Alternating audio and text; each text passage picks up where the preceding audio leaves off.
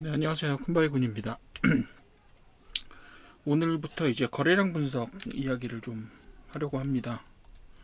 지금까지 저희가 캔들 차트, 추세, 이동평균선, 패턴 분석, 순환과 파동의 이해 같은 것들을 말씀을 드렸고요. 사실은 이 부분들을 계속 말씀을 드리면서 제가 강조했던 부분은, 자, 캔들 차트 중요하죠. 그리고 추세도 중요하고 이동평균선, 패턴 이런 것들이 다 중요합니다. 개별적으로 각각 중요한 요소들이라고 생각해요. 저도. 그리고 순환 파동 역시 분석을 하는 데 있어서, 해석하는 데 있어서, 그리고 예측에 있어서도 일부분 어느 정도 작동할 수 있는 좋은 도구들이라고 생각합니다. 하지만 이 분석 하나하나만을 가지고 단독적으로 사용되었을 때 예측력을 가지는 분석은 합리적으로 봤을 때 없다라고 보는 거예요. 저희 시각으로는. 데이터를 다루는 저희 시각으로는 예측력이 없는 합리적이지 않은 기준들이 그런 기준들을 가지고 이것만 가지고 분석을 하시면 예측이 가능합니다라고 감히 말씀드리기가 어려운 거죠. 네. 뭐 상당히 지금까지 나왔던 내용들이 약간은 좀 이게 무슨 이야기를 하려고 도대체 여기 이 도구들을 전부 다 그렇게 크게 중요하지 않다라고 이야기하느냐라고 생각하실 수도 있겠으나, 저희가 주식을 분석할 때는 특히 이제 뭐 여러 가지 방법들을 사용을 합니다. 여러 가지 방법들을 사용하고, 이 지금 저희가 다루는 강의들 뭐 대충 보니까 8개, 9개 정도 중에 저희 9개 정도의 주제를 정확하게 다루고 있는데, 이 강의들은 기술적인 분석의 내용들일 뿐이에요. 저희는 기술적인 분석만을 사용하지는 않습니다. 기술적 분석에도 여러 가지 층위들과 레벨들이 있고 각각 사용되는 지표들이 있지만, 그 각각의 지표들이 단독적으로 이것만 중요하다고 할 수 있는 지표는 저는 없다고 생각해요. 전체적으로 제가 중간에 그 주식을 보는 시각이라고 하는 강의에서 제가 말씀을 드렸지만, 실제로 여러분들이 보시게 되면 기본적인 분석도 하셔야 되고요. 기술적 분석도 매우 중요하고요. 그 다음에 거기 시황이나 테마나 이런 부분들 다 종합적으로 고려를 하셔야 어떤 주식을 언제 매매해야 되는지에 그런 시각들이 나오는 거예요. 단편적으로 이것만 가지고 그거는 좀 위험합니다. 어차피 여러분들 지금 강의를 들으시는 분들은 전부 다 개인 투자자잖아요. 세력들 분들은 안 드실 거라고 생각을 하는데 그런 분들인 거잖아요. 여러분들은 그런 분들이기 때문에 어떻게 보면 그 기술적인 이런 건 단편적인 거 가지고 하시면 안 돼요. 그러면 세력들의 먹이가 되고 세력들의 속임수에 넘어가는 것밖에 안 됩니다. 세력들이 이렇게 움직이는 패턴을 가지고 있기 때문에, 혹은 패턴을 가지고 있는 게 아니라 이런 식으로 움직일 수밖에 없기 때문에, 우리는 이런 방법으로 세력들을 어떻게든지 좀 저에게 이용하기는 어렵지만 세력들이 하는 걸 좀 따라하면서 그들의 움직임을 우리가 어떻게 뭐 대항하거나 할 수는 없겠지만 분석하고 이해하면서 따라가면서 결국 저희가 수익을 얻는 방법밖에 없어요. 그래서 그런 부분들을 저희가 분석을 하려면 알아야 되잖아요. 일단 어떤 불가피하게 이런 인과관계를 가질 수밖에 없다라는 것들, 그런 특정한 종목들을 이해를 해야 되고요. 언제 갈 것인지에 대해서 이렇게 될 수밖에 없다라는 것도 이해를 하셔야 되는 거예요. 그런 거를 위해서 저희가 기술적인 분석도 하는 거고, 그리고 종목에 대해서 기본적인 분석도 하는 거고, 테마도 보는 거고요. 그 종목들을 묶어서 같이 움직이는 테마도 보는 거고요. 그리고 전체적으로 유동성이 어떻게 유입되고 어떻게 나가고, 그리고 다른 자산과의 관계를 봐서 그런 유동성들이 어떤 방식으로 움직이는 거에 대한 거시 부분들도 안 볼 수가 없어요. 거시와 시황도 안 볼 수가 없는 거예요. 그런 것들을 종합적으로 분석을 해야지, 시황만 보고 간다? 뭐 물론 다 갈 수 있겠죠. 근데 시황만 보고 갈 때는요, 어떻게 해야 돼요? 그 우상향의 어떤 상승장에서만 가능하잖아요. 근데 어때요? 시황만 보고 갔을 때 상승장에서만 수익을 얻고 나머지는 그냥 잃습니다. 이렇게 얘기하면, 나머지는 하지 마세요라고 하면, 저희 지금 거의 4년 동안 하락장을 맛보고 있는데, 그러면 이 기간 동안은 투자를 할 수가 없다라는 이야기밖에 안 되잖아요. 그러니까 그런 하나만에 기대어서 하는 분석 방법들로는 여러분들이 이 시장에서 성공하시기는 좀 어렵다라고 저희가 판단을 하고 있어요, 개인적으로. 그래서 그렇기 때문에 이 부분들을 다 보시고 다른 부분들도 고려하시고 나서 최종적으로 어떤 좀 가능성과 이런 확률들을 높여가는 방식으로, 신뢰도를 높여가는 방식으로 하는 것이 타당하지 않느냐라고 하는 그런 방법들을 사용할 겁니다. 거래량 분석도 마찬가지입니다. 앞에서 보셨던 내용들과 유사한 형태로 분석을 해볼 거고요. 거래량만 분석해서 기술적인 분석만으로 모든 걸 다 할 수 있다. 안 됩니다. 보조지표, 어떤 보조지표 이것만 활용하면 됩니다. 이것도 안 됩니다. 왜냐하면 지난 시간에 제가 순환과 파동의 이해를 하면서 뭐라고 말씀드렸어요. 어떤 특정한 방법들을 찾아낸다고 칩시다. 그 특정한 방법들을 찾아내, 매수 매매의 어떤 포인트들을 찾아내고 그랬다고 하더라도 세력들이 그걸 금방 알아요. 알아채는 순간 그 방법을 바꿉니다. 게임 이론이에요. 그렇게 되면 어떻게 돼요? 그렇게 행동하는 여러분들의 집단에 막대한 손해를 입히고 그거를 세력들의 수익으로 흡수하면서 돈을 벌고 우리는 손해를 보고 빠지는 거죠. 그렇게 될 수밖에 없어요. 그렇기 때문에 그런 부분들을 좀 이해를 하시고, 아, 이것만 배워서는 안 되는구나라는 것들도 좀 이해를 하셨으면 좋겠어요. 그런 부분에서 거래량을 분석해 볼 건데, 거래량 분석을 제가 여러 자료들, 저도 강의를 하려고 참조를 하고 저기를 하다 보니까, 그리고 저도 이제 거래량 분석을 처음에 하려고 할 때는, 저희가 분석하는 방법에 따라서 거래량 분석을 하려고 할 때는 여러 가지 자료를 찾아보게 됐을 거잖아요. 근데 거래량 분석에 대해서 똑바로 이런 부분들이 있다라고 하는 것들을 합리적으로 분석해 놓은 분들이 참 찾기가 힘들어요. 대표적으로 뭐 영미권에서 나온 책들이라든가 우리나라에서 거래량 가지고 분석하신 분들의 자료라든가 이런 것들을 봐도, 아, 거래량이 가격과 결합돼서 이런 거다라고 하는 그냥 외부에서 들어왔던 어떤 지식들이나 아니면 이렇게 된다더라, 아니면 경험적으로 내가 해보니까 따라와라 라는 정도밖에 없어요. 그러니까 그게 왜 이런 거래량의 움직임이라는 것도 어떤 식으로 합리적인 근거들을 가지고 있고 이렇게 될 수밖에 없다라고 하는 것들을 제대로 설명하는 부분들이 사실 찾기가 좀 힘들더라고요. 그래서 저도 나름대로는 좀 고민을 하면서 거래량에 대해서 이런 형태로 거래량 분석에 대해서 이해를 해야 거래량이 제대로 어떤 의미를 갖는지 분석을 할 수 있다라고 저희가 판단한 부분들이 있어서 그 부분들을 가지고 제가 거래량에 대해 설명을 좀 드릴 거예요. 그래서 기존에 분석하신 분들과 유사한 부분도 있지만 다른 부분도 분명히 존재할 거예요. 왜냐하면 그런 부분들에 대해서 이렇게 통합적인 시각을 가지고 분석을 하시는 분들 좀 찾기가 힘들어서 저도 나름대로 이 부분들에서 결론을 내리는데 좀 어려웠어요. 근데 그런 경험들을 가지고 여러분들한테 좀 제가 나름대로 합리적으로 내린 결론들을 여러분들에게 설명을 드리려고 하니까 그런 부분들에 대해서 이해를 해주셨으면 좋겠다 생각합니다. 다음 시간에는 보조지표 할 겁니다. 여러분들이 이 두 가지에 대해서 관심을 되게 많이 가지시는 것 같아요. 그래서 보조지표하고 일목균형표 강의가 다음 챕터에서 이루어질 겁니다. 그리고 맨 마지막으로 투자 전략하고 매매 방법 해야죠. 저희도 이 지금까지 배웠던 거 가지고 어떻게 활용하는지 그런 활용법들은 좀 알아야 되잖아요. 그래서 그런 부분들 종합적으로 한번 다뤄볼 거고요. 그래서 투자 전략하고 매매 방법 할 때는 단순히 이게 이렇게 될 수도 있습니다라는 형태로 지금까지 설명됐던 대로 하는 것보다는 그래도 이렇게 하면 확률이 좀 더 높고 신뢰도가 높은 방법으로 갈 수 있습니다. 그리고 이런 방식으로 이해하시는 것이 낫고, 그래서 이러이러한 경우에는 판세를 어떻게 보셔야 합니다라는 것들을 좀 알려드리려고 합니다.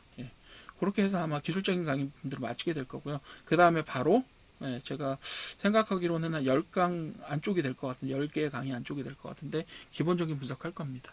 그리고 나서 테마도 할 거고요. 그리고 매일매일 분석도 사실은 요 강의들이 다 만들어지고 난 다음에 시작을 해서 여러분들하고 같이 매일매일 어떤 종목들을 주목해야 되고 어떤 식으로 움직이고 있다라고 분석이 되고 이런 이야기들을 해드려야겠죠. 자, 그러면 저희 이제 뭐 할 거냐요? 거래량 분석에 대해서 한번 같이 들어가 봅시다. 거래량 분석은 제가 한 5꼭지 정도로 생각을 하고 있어요. 첫 번째는 거래량의 의미와 분석 대상 용어, 이런 것들을 한번 살펴볼 거고요. 두 번째는 거래량과 주식시장 이상현상이 있어요. 저희가 상식적으로 생각할 수 없는 이상현상들이 있다. 그래서 그런 현상들을 몇 가지 같이 살펴볼 거예요. 왜 그럴까? 그죠? 그리고 세 번째로 뭐 할 거냐면, 그러면 그런 이상현상, 우리가 상식적으로, 즉, 지금까지 이론들, 예를 들면 심리, 투자 심리 이론이라든가, 아니면 효율적 시장 이론이라든가, 그죠? 그런 것들을 적용했을 때, 아니면 엄밀하게 경제적인 어떤 이론들을 가지고 주식시장에 대입을 했을 때 분명히 이거는 좀 우리가 생각했던 것과 다른데, 이건 되게 비합리적인 어떤 행동들이 나오는 건데라고 하는 부분들이 있을 수가 있어요. 근데 그거를 좀 쪼개서 좀 심층적으로 분석해 보지 않으면 그걸 그냥 단순하게 이게 그러니까 수요와 공급에 따라서 이렇게 이루어지는 거다. 혹은 호재가 나타나면 이렇게 된다. 그리고 예를 들면 그 거래량과 가격 사이 이런 1대1의 어떤 인과관계가 있다. 이런 식으로 단편적으로 설명하는 것들이 있는데 그런 식의 단편적인 설명들이 주식시장에 실제로 일어나는 일들과 맞아떨어지지 않는 경우들이 많아요. 그래서 그걸 좀 케이스를 나눠서 설명하기 위해서 시장을 움직이는 참여자들이라는 이름으로 제가 강의를 한번 만들어서 강의를 드릴 겁니다. 그래서 어떤 참여자들이 참여를 하고 있고 이 사람들이 어떤 상황에서 어떻게 움직이기 때문에 이런 현상이 나타난다라는 부분들을 한번 이야기를 해보려고 해요. 그리고 네 번째로는 거래량 분석에서 기본 원리가 있어요. 실제로 거래량 분석을 할 때 그런 참여자들의 어떤 행동과 이런 것들에 따라서 나오는 그런 기본 원리들이 있습니다. 사실은 이런 부분들은 잘 다루어지지는 않아요. 거래량 분석의 기본 원리를 이야기할 때는요, 다루어지지 않는 이야기들을 좀 할 거예요. 근데 4번하고 5번은 사실은 제가 강의 순서를 좀 고민을 하고 있는데 거래량과 다른 변수들의 관계를 인과관계나 이런 것들로 설명하시려는 시도들이 되게 많았어요. 그죠? 예를 들면 가격이 올라가면서 거래량이 늘어나면 어떤 현상이다라고 단적으로 이야기를 하는데 그게 저는 와닿지가 않더라고요. 왜요? 어느 정도 합리성을 가지고 시장에 접근하는 접근자들이 있다라고 할 때 그게 좀 말이 안 되는 부분들이 있어요.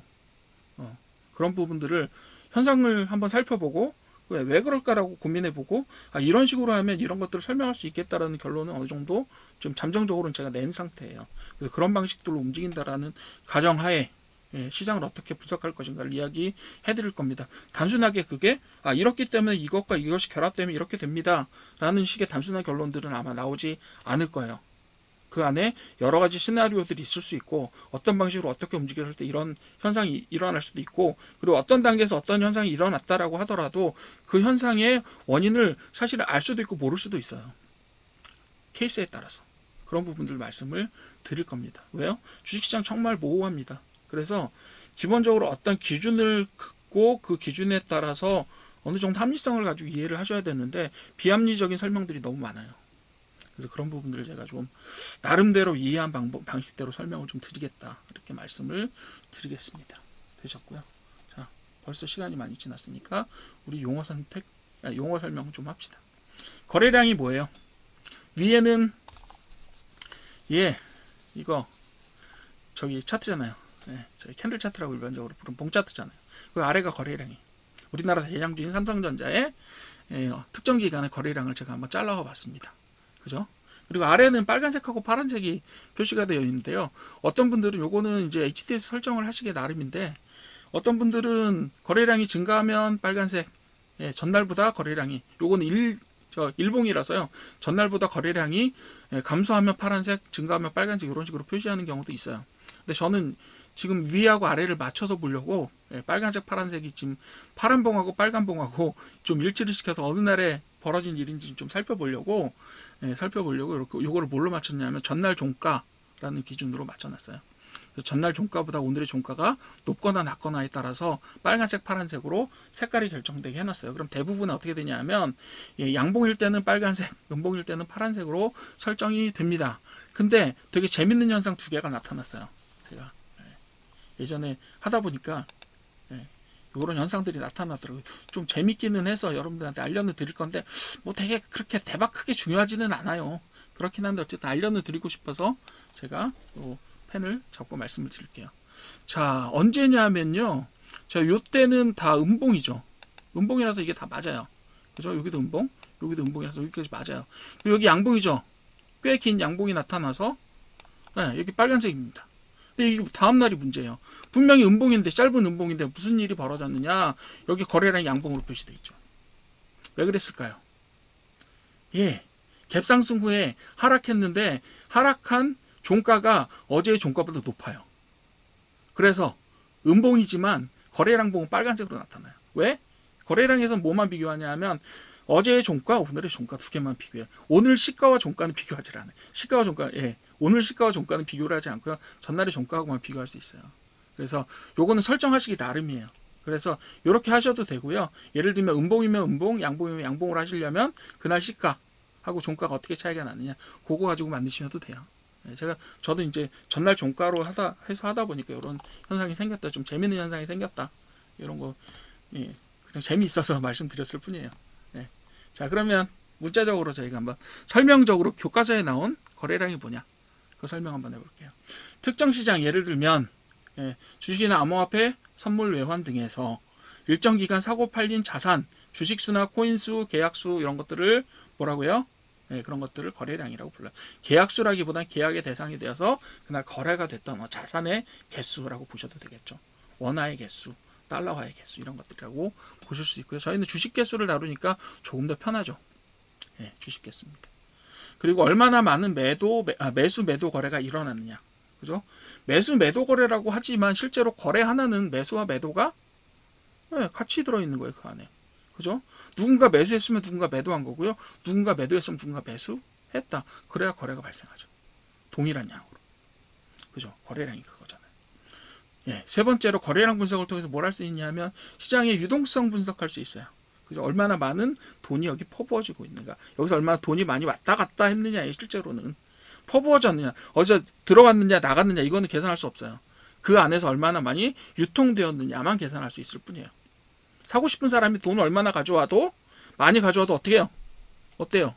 시장을 딱 봤을 때 팔겠다는 사람이 없으면요, 거래가 발생하지 않아요. 그게 거래량의 특성이에요. 많이들 무시하시고 계시는 게 그거예요. 아무리 돈을 싸질러 들고 와서 사고 싶어요. 그래도 어때요? 물건이 없으면 못 삽니다. 파는 사람이 없으면 못 사요. 그게 거래량이에요.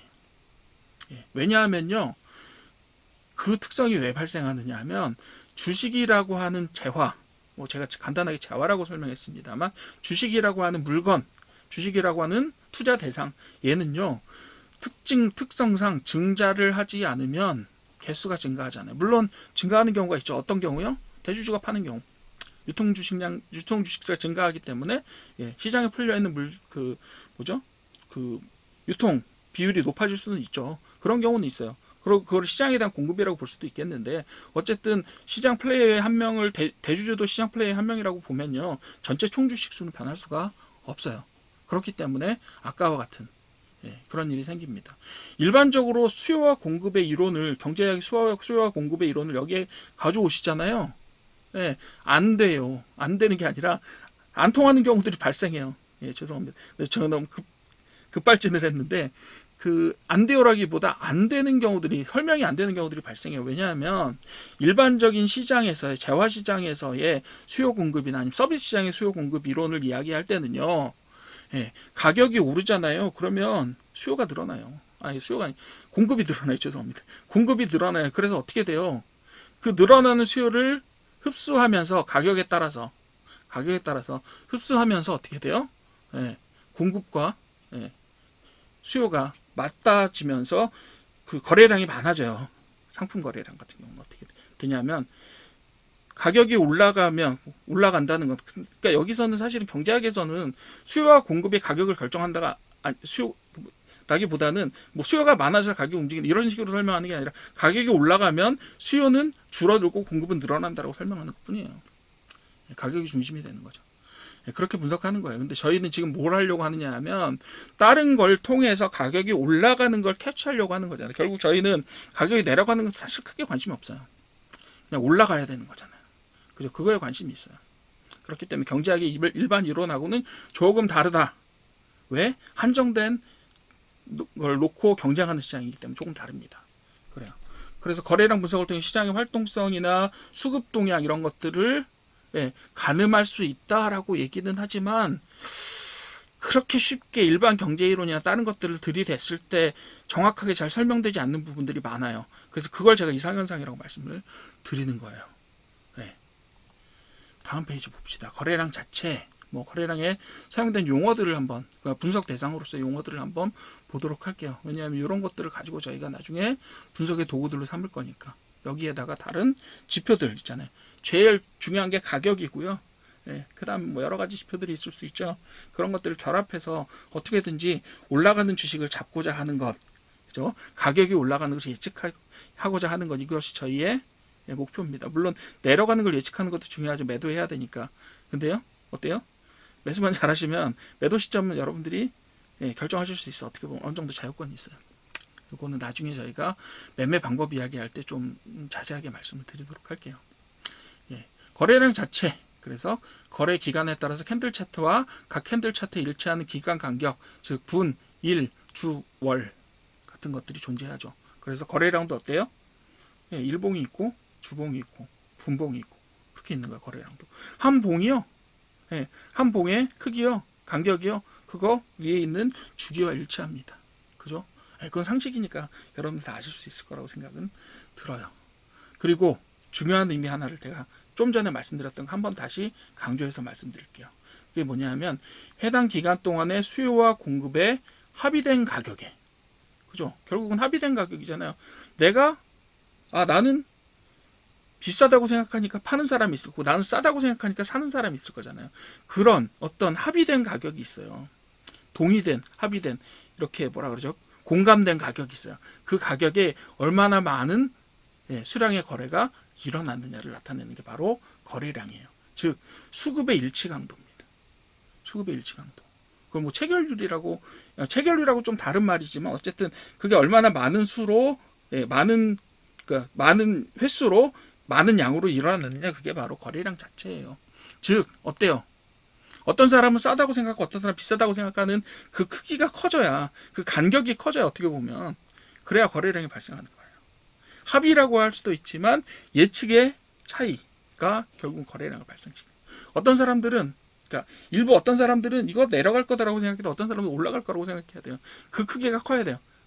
관심의 정도가. 내려갈 거라는 관심, 올라갈 거라는 관심이 다 커야 돼요. 그게 거래량이 발생하는 원리입니다. 거래대금은 뭐죠? 거래된 수량 곱하기 해당 자산의 가격입니다. 코인이나 주식이나 마찬가지예요. 자, 거래대금은요, 거래량은 조금 다른데 왜요? 가격이라는 요소가 들어가잖아요. 하루 안에도 얼마 움직일 수 있어요? 하한가, 상한가를 고려하면 60% 움직일 수 있잖아요.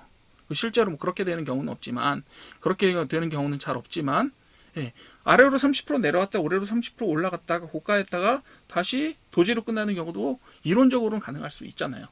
그죠?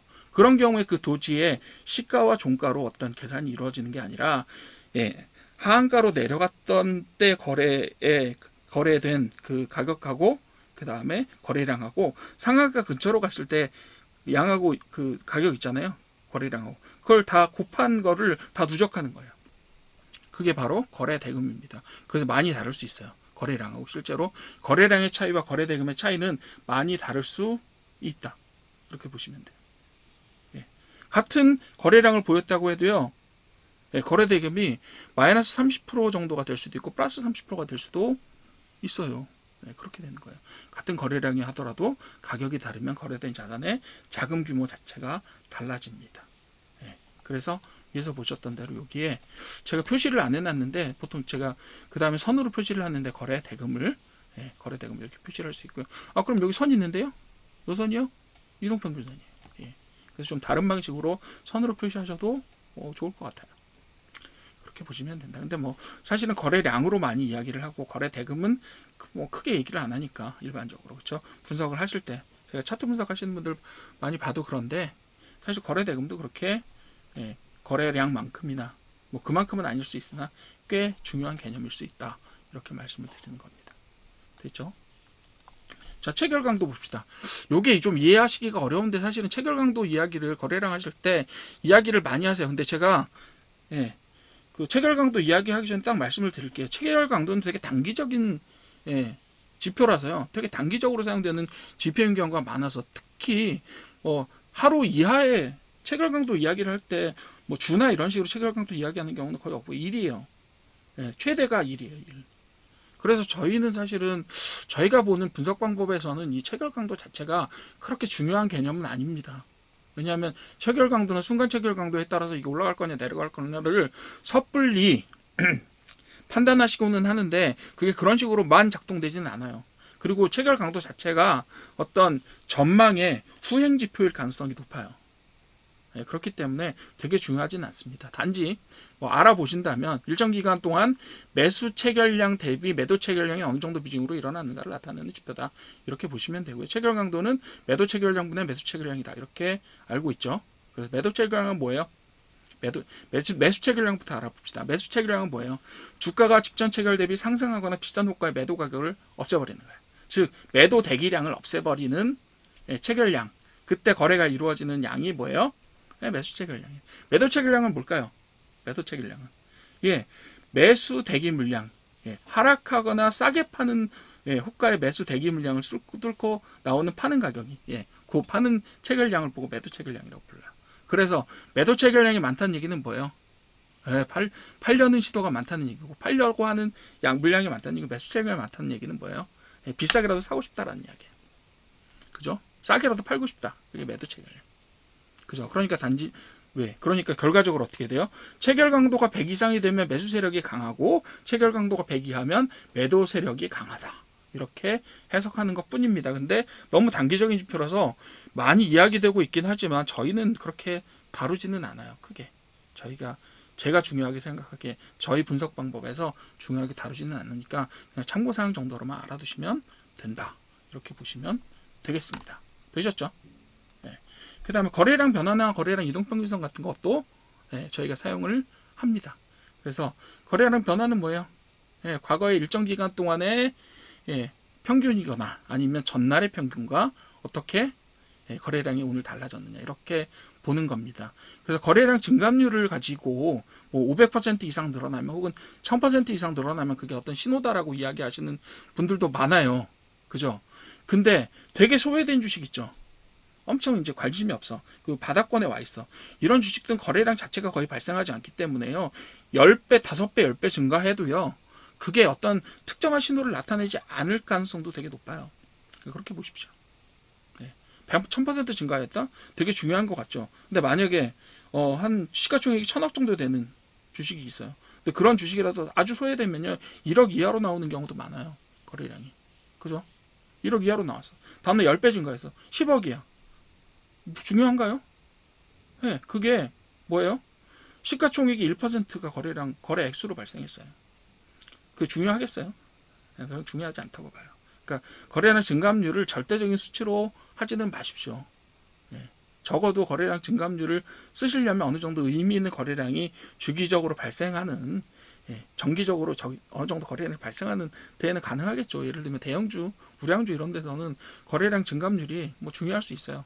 근데 그렇지 않은 주식들 대부분의 종목들에서는 거래량 증감률 자체가 어떤 특정한 신호를 나타낸다라고 할 수도 있고 없을 수도 있어요. 그러니까 절대적이지 않아요. 그렇게 보시면 되겠고요. 거래량 평균 거래량 대비 비율도 거의 마찬가지 뜻이 되겠죠. 20일 평균 거래량이라든가 이런 것들, 5일 평균, 20일 평균 이런 거랑 비슷해요. 그래서 MA랑 비슷합니다. 이동평균선이랑. 그래서 당일 거래량이 어떻게 변하는가 이런 것들을 보시는 건데 이것도 역시 거래량 증감률이랑 비슷하게 봐주셔도 될 것 같아요. 절대적인 수치는 크게 중요하지 않고요. 절대량이 얼마나 되느냐가 중요해요. 왜냐하면 가격이라고 하는 거 있잖아요, 여러분들. 차트에서 보이는 봉차트의 가격이라고 하는 것은 어쨌든 간에 비율이에요. 최초에는 100이었어요. 최초에는 그 비율이 어떻게 보면 가격의 등락을 이야기하는 게 절대량이라기보다 절대 가격, 물론 가격은 절대량으로 나타내지긴 하죠. 그렇다고 해도 우리가 수익을 얻을 때는 뭐라고 얘기해요? 수익을 얼마 얻었다, 100원 얻었다, 200원 얻었다 이렇게 얘기하나요? 아니죠. 수익은 비율로 나타내죠. 근데 결국은 나중에 그게 양으로 표현되기는 하죠. 양으로 표현되기는 하지만 그렇지만 이 거래량이라고 하는 건 절대량으로밖에 표시가 안 돼요. 비율이 아니라. 그렇기 때문에 비율 자체가 그렇게 큰 의미를 갖지는 못한다라고 말씀을 드릴 수가 있어요. 그리고 그 다음에 설명드릴 건 뭐냐면 거래량 이동평균선이에요. 거래량 이동평균선 VMA라고 보통 부르는데요. 요거는 볼륨 무빙 에버리지라고 해서 제가 이동평균선 말씀드릴 때 어느 정도 기본적인 말씀을 드렸을 거예요. 이동평균선 같은 경우는 어때요? 이동평균선, 가격 이동평균선 특히 조작 가능하다고 말씀을 드렸던 것 같아요. 그렇지만 거래량 이동평균선은 조작 가능하지는 않아요. 왜? 양이니까. 절대량이니까. 그렇기는 어려운데 조작하기는 어려우나 역시나 큰 의미는 없어요. 그냥 이동평균선이라기보다 이동평균선 어떻게 움직이느냐가 크게 저기는 없고요. 절대량이 어떤 식으로 발생하느냐가 사실은 거래량에서는 진짜로 중요합니다. 되게 변화가 없이 매일 조금씩이라도 계속해서 발생했을 경우에 그게 합쳐지면 되게 큰 의미를 갖는 게 바로 거래량입니다. 그래서 거래량에 대해서 가격하고 마찬가지로 5일, 20일, 60일 선 등을 써요. 보통 이제 5일하고 20일 선을 주로 쓰는데, 예, 이동평균선을 쓰는데, 추세적으로 수급 흐름이 어떻게 되느냐. 근데 수급 흐름이라는 것도 제가 아까 말씀드렸죠. 수급이라는 게 어떤 일방에 의해서 거래량이 발생하지 않는다라고 말씀드렸잖아요. 공급과 수요가 같이 발생해야 거래량이 크게 발생하는 거예요. 그죠? 그렇게 되는 겁니다. 그리고 이평선의 상하회. 그래서 지금 평균적인 이평선보다, 그러니까 저거는 사실은 여기 보셨던 평균 거래량 대비 비율 있죠. 요거랑 유사한 개념이라고 보셔도 돼요. 그래서 이평선보다 상회하느냐, 하회하느냐 이런 걸 가지고도 분석을 하기도 합니다. 근데 이것보다 훨씬 더 복합적인 수치들을 많이 사용하죠. OVA라든가 그죠? RSI라든가 이런 것들을 많이 사용을 하시는데, 그건 나중에 저희가 오실레이터 지표 할 때 다시 설명을 드릴 거예요. 오실레이터 지표 할 때 설명을 드릴 건데, 나중에 보시면 이제 보조 지표들에는 추세 지표하고 오실레이터 지표로 크게 나누고, 그리고 기본적으로 쓰이는 변수들이 거래량인 경우도 있고 가격인 경우도 있고 되게 여러 가지 것들이 있잖아요. 때로는 종목 수인 경우도 있어요. 그래서 그런 지표들도 있다. 그렇기 때문에 다양한 것들은 다음 시간에 다음번 챕터에서 저희가 다양한 보조 지표를 다룰 때 그때 한번 같이 해보도록 하시죠. 그리고 마지막으로 저희가 볼 게 뭐냐면 매집 거래량하고 분산 거래량이에요. 매집 거래량은 사실 요거 시나리오 수준이라서 요것도 제가 이거다라고 말씀드리긴 좀 어려운 경우도 있고 되게 모호한 경우도 많아요. 하지만 매집 거래량과 분산 거래량은 것이 개념적으로 존재할 수 있다. 그리고 극단적으로 어떤 케이스에서 존재하느냐라는 부분들은 저희가 생각해 볼 수 있어요. 제가 아래쪽에 써놓은 것들은 절대적이지는 않아요. 하지만 개념적으로 봤을 때 그럴 가능성이 높다라는 것들은 예측 가능하다라고 하는 면에서 제가 알려드리는 거예요. 사실 주식시장에 절대적인 게 어디 있겠어요. 자, 이런 식으로 나타나면 이럴 가능성이 좀 높지 않겠느냐라고 하는 저 나름대로 시나리오일 뿐이죠. 그렇게 보시면 될 것 같아요. 참고사항 정도로 봐주시면 되겠습니다. 어쨌든 이런 개념들이 존재할 수 있다. 그리고 저희가 분석할 때 제법 유용한 수단이 된다. 이 정도만 알아두시면 되겠다. 이런 거죠.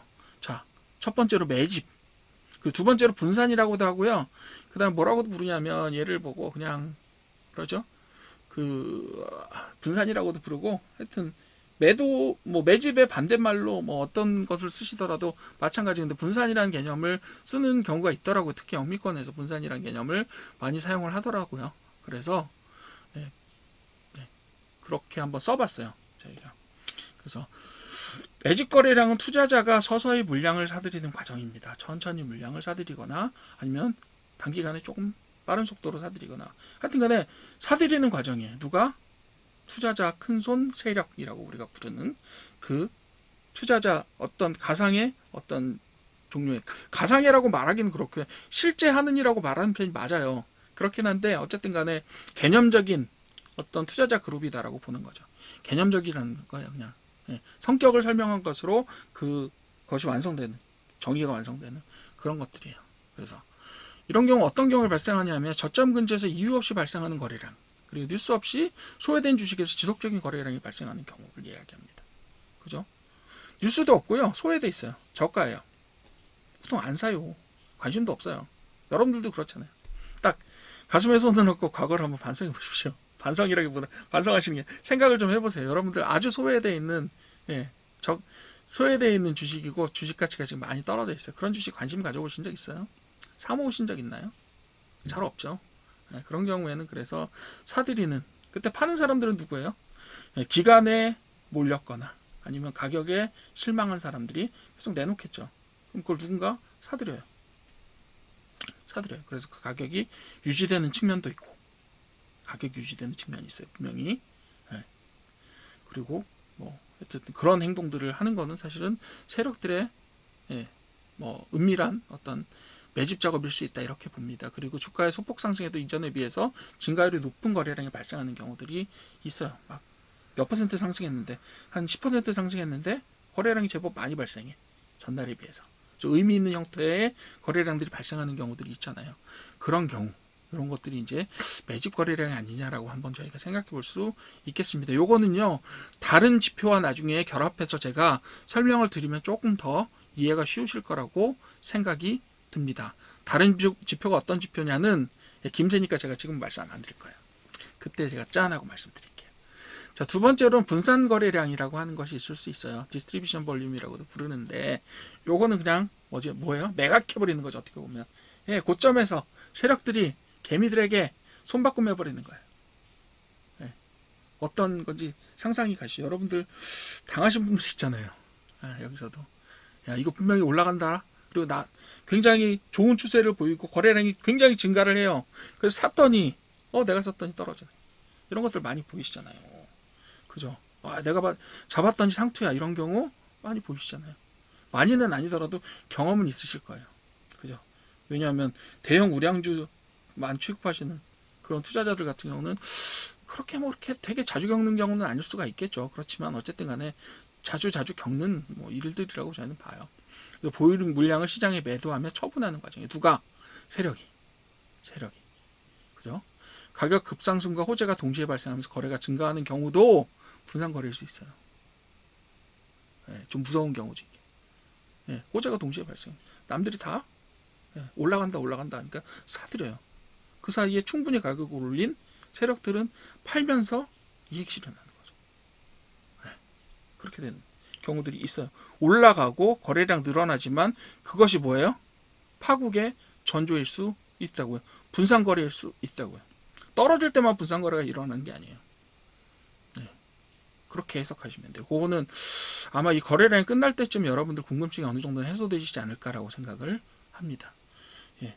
두 번째로 가격 고점에서 박스권 형성하면서 고가누리라고 저희가 흔히 부르죠. 지속적으로 거래량 발생하는 경우 있어요. 이 경우에도 어때요? 세력이 매도하고 있다고 강력하게 의심이 듭니다. 예. 그때도 호재는 사라지지 않아요. 그래서 지금 살 때가 제일 좋다. 혹은 눌림목이구나. 예, 물론 눌림목일 때 거래량이 되게 크게 발생하지 않는다는 거는 실증적으로 많이 보이실 거예요. 그렇긴 하지만 어쨌든 눌림목이 왜냐하면 다 눌림목에 매수해야 된다라고 얘기를 하긴 하지만 실제로 매수에 나설 만큼 용감하신 분들이 잘 없어요. 그죠? 그리고 고점에서 공급 물량이 크게 증가하면서 많은 거래량이 나타나면서 어떻게 돼요? 예, 어떻게 되죠? 예, 폭락하는 경우도 있고 소폭 하락하면서 파는 경우도 있고 눌림목 거쳐 다시 상승하다가 근데 결국은 뭐예요? 그 고점이라는 점은 변하지 않고요. 예, 일정 수준의 거래량이 발생한다는 사실은 변하지 않습니다. 이런 것들이 분산 거래량일 수 있다라고 봐요. 다음 페이지에서 보시는 이제 이 차트가 아마 그런 차트와 유사한 차트가 될 거라고 저희는 보는데요. 지금 가격 상승률이 이건 주봉이고요. 제가 좀 단순하게 좀 장기간을 보여드리려고 말씀드리는 거 주봉이고요. 전체적으로 요 타임스팬이 한 5년 정도 될 거예요. 4-5년 정도 될 거예요. 예. 나중에 말씀드리겠지만 세력들은 아주 상당히 긴 계획을 가지고 작전을 진행할 때도 있습니다. 제가 작전이라고 해서 되게 나쁜 뜻이라고 생각하지만 되게 합법적이고요. 예. 그리고 되게 정상적인 거래예요. 단지 개미들이 피해를 볼 뿐이죠. 피해라기보다는 정상적인 거래인데 오판을 해서 그냥 자기 돈을 계속 밀어나가는 거예요. 그런 과정들을 겪을 뿐이지 이게 되게 이상한 과정이에요. 주식시장에 흔히 나타날 수 있고 정상적으로 나타나는 과정입니다. 한번 보시죠. 자, 여기에서 올라가면서 약간의 매집, 그리고 소소하게 계속해서 매집이 있죠. 여기도 매집, 그죠? 여기도 매집. 여기는 사실 잘 모르겠어요. 요거는 잘 몰라요. 판단이 안 돼요. 네, 가격을 좀 봐야 되는데 매집이라고 판단하기 좀 어려울 수도 있고 단기간에 여기서 보셨을 때는 요거를 가지고 요거까지도 좀 그래요. 요거 모호합니다. 물음표 하죠. 요것도 물음표. 얘도 물음표. 예. 단기간에 얘는 물음표라기보다 거래량 증가했으니 요건 매집이라고 봐도 큰 문제는 없을 거라고 봐요. 근데 어쨌든 간에 판단하기 어려운 경우들이 존재해요. 근데 어때요? 충분히 올라갔죠. 예, 장대 양봉으로 거래량 증가. 여기서부터 사실 장대 양봉부터 거래량이 나오기 시작하죠. 나오고 음봉에서 또 나오고, 그죠? 떨어지면서 눌림목에서 감소하죠. 그 다음에 살짝 올리면서 거래량 또 늘어나고, 이런 식으로. 예, 됐죠? 아까 제가 말씀드렸던 현상들이 거의 다 일어났다고 보시면 돼요. 네. 그래서 제가 여기다가 뭐라고 했냐면 의심스러운 부분도 있고 요거는 매집이 맞는 것 같아, 이런 부분도 있고요. 이쯤 가게 되면요, 가격이 충분히 올랐다고 판단됐을 때 요거는 다 분산입니다. 분산하고 D라고 표시할게요. 제가 D라고 표시하고, 얘는 뭐죠? 다 A. 얘도 A. 예, 매집이라고 봤죠. 얘는 여기까지는 아마 매집일지 모르겠으나 잘 모르겠다. 예, 매도일 수도 있어요. 단기 매도일 수도 있으니까 이런 것들은 잘 몰라요. 자, 이 정도로 봐주시면 돼요. 매집과 분산은 그냥 하나의 케이스로 저희가 봤을 뿐이고요. 요거는 나중에 저희가 매매 시점 얘기를 하면서 한번 시나리오 쓰면서 다시 한번 이야기를 해보도록 할 겁니다. 예, 요 부분 판단하시는 거 제법 중요해요. 예, 여러분들 그 매도 전략 세우시는데 이런 부분들은 되게 중요하다. 그리고 여기에 제가 단적으로 말씀은 안 드렸지만, 네, 어느 정도 눈치 빠르신 분들은 짐작을 할 수도 있겠다, 이런 생각이 듭니다. 궁금증은 어쨌든 저희 강의와 함께 해소될 거니까요. 네, 계속 들어주시면 좋을 것 같아요. 네, 오늘은 일단 거래량의 의미하고 그다음 분석 대상 정도 가지고 제가 말씀을 드렸고요. 그리고 계속해서 이 거래량이 신비를 한번 풀어가 봅시다. 저도 사실은 처음에 공부할 때 거래량 부분들이 상당히 어려운 내용들이었고요. 여러분들도 쉽지 않으실 거라고 생각해요. 그렇긴 하지만 어쨌든 간에 네, 그렇게 한번 해봅시다. 오늘도 역시 강의 들으시느라고 수고하셨고, 네, 예, 강의가 괜찮았으면, 예, 구독 좀 눌러주십시오. 예, 감사합니다.